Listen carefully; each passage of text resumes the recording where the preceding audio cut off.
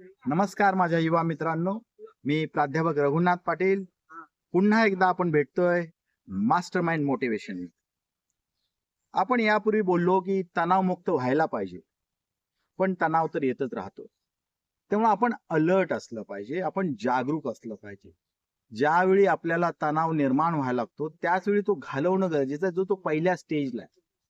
नाहीतर काय होतं, आपण त्या तणावात वावरायला लागलो की आपण वरच्या पायरीवरून मग त्याच्या खालच्या पायरीवर, मग त्याच्या खालच्या पायरीवर, मग त्याच्या खालच्या पायरीवर, असं करत खोल खोल जातो.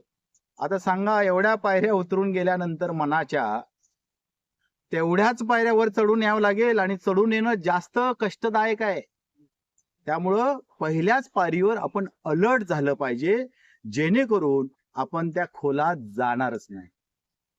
तर ही तणावमुक्त होण्यापेक्षाही तणाव निर्माणच होऊ नये, पुढच्या अवस्थांमध्ये जाऊ नये, याची काळजी घेण्याची ही गुरु किल्ली आहे.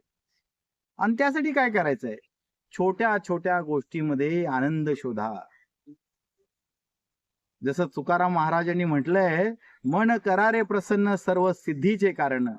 तर आपण प्रसन्न कसं राहू? छोट्या छोट्या गोष्टींच्या मध्ये आनंद शोधून आपण प्रसन्न राहू आणि याच प्रसन्नतेतून आपण तणाव मुक्त राहू. धन्यवाद.